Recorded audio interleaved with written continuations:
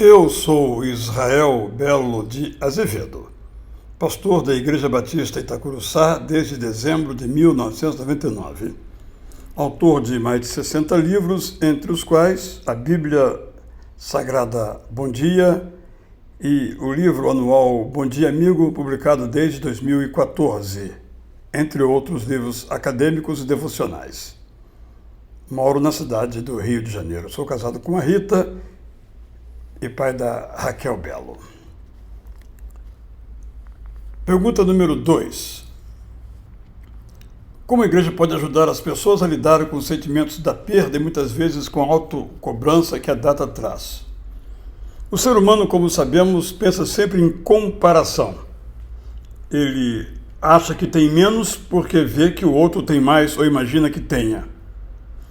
Se acha menos feliz porque acha que o outro é mais feliz do que ele, como ele imagina. É sempre o mito da grama mais verde ou do prato mais gostoso na mesa vizinha no restaurante.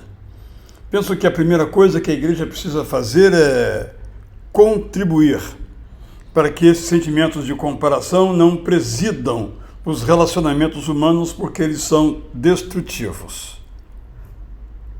A segunda coisa é, sempre que falar da alegria, se lembrar daqueles que não a têm. Não promover um evangelho apenas de vencedores, mais que vencedores, esquecidos daqueles que de fato sofrem. Essas duas atitudes ajudam bastante. A outra é se colocar a liderança, seja pastoral ou qualquer outra, sempre ao dispor para ouvir.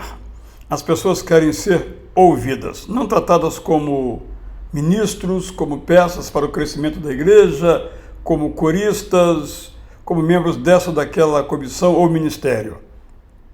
Isso é secundário no sentido de que, primeiramente, elas querem ser ouvidas. Esse é o caminho da maturidade. Começa com ser ouvido, depois prossegue também falando. Penso que aí temos mais um elemento. Outra coisa é ser crítico em relação a estas demonstrações fugazes e superficiais de alegria, sempre colocando o foco na alegria completa, que é a alegria de Jesus.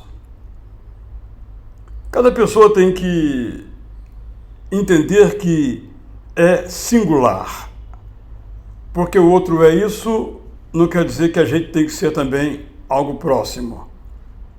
Nós fomos criados à imagem e semelhança de Deus e não há nenhuma pessoa igual a nós, seja nas virtudes ou nas dificuldades pelas quais passam.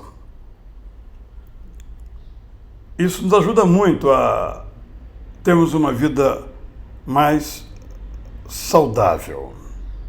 Quando, no entanto, alguma coisa sair de controle, às vezes sai por um trauma, por uma decepção, por uma desilusão, por uma depressão, alguma coisa saiu do controle, um evento doloroso como uma violência sofrida, um ataque sofrido, um assédio sofrido, um assalto sofrido, seja o que for, evidentemente que isso abala completamente o nosso equilíbrio, a nossa sanidade mental e, em consequência também, nossa sanidade espiritual, porque nós sabemos, como já tem salientado várias pessoas, não existe sanidade sem, ou melhor, não existe santidade sem sanidade, ou não existe saúde sem uma espiritualidade vigorosa, forte, prazerosa, amorosa. Então cada um tem que se conhecer um pouco mais e ver que há coisas que trazem tristeza e evitar essas coisas. Há pessoas que as festas trazem tristeza. Então, não tem que participar delas, vai fazer outra coisa. A fé, cada vez mais vem sendo demonstrado do ponto de vista do comportamento humano, tem um valor muito importante nessa dimensão da saúde emocional, nessa dimensão da maturidade emocional. Mas fé equilibrada, não fé de campanhas, não fé de jornadas de oração, não fé de jejuns, não fé de superstições. Essas coisas não trazem firmeza espiritual, alegria emocional, nem conhecimento que resiste às tentações e às seduções da vida. Uma fé, essa palavra nós sabemos na Bíblia, ela significa fé em Jesus como Senhor e Salvador, não como aquele que dê qualquer coisa.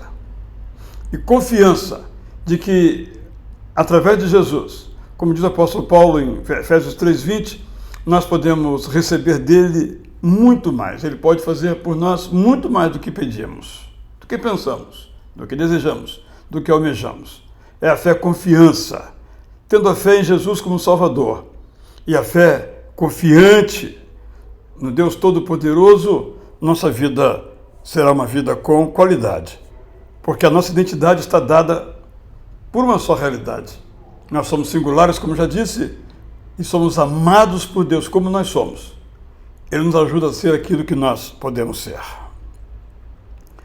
Nas igrejas nós temos dois tipos de orientação teológico-pastoral. Uma orientação vê tudo como consequência direta do pecado, apresenta planos fáceis, mirabolantes, de amadurecimento, como se alguém possa amadurecer de um dia para o outro, como se alguém possa perseverar de uma hora para outra. Há, então, orientações voltadas tão somente para aquilo que alguns já brincaram chamando de BO, Bíblia e oração. São importantes, mas isso é insuficiente. É preciso que nós prossigamos além. Então busquemos os recursos que Deus coloca à nossa disposição, e são muitos recursos. A oração, é claro, a Bíblia é evidente, mas além disso nós temos os conselheiros, sejam eles amigos, sejam eles pastores, sejam eles psicólogos ou médicos. Porque muitas vezes o nosso problema é de fato não uma tristeza temporária da estação do dezembro, mas uma tristeza constante, crônica, que pode talvez ser diagnosticada como depressão, ansiedade, pânico ou qualquer outro transtorno de ansiedade. Nós precisamos orar, é claro, por nós mesmos, orar por aqueles que padecem dessas doenças, mas tratá-las como são. Doenças. Sendo doenças, requerem cuidados profissionais. Então, há uma outra linha na qual eu me inscrevo, que nós temos que usar Bíblia e oração e todos os recursos que Deus nos dá. E tudo aquilo que Ele faz, seja algo aparentemente natural, seja algo extraordinário, tudo vem de Deus. Nesse sentido, toda cura é divina, podemos assim nos expressar. Bem, espero ter respondido aí, Rafael, as suas perguntas. Obrigado.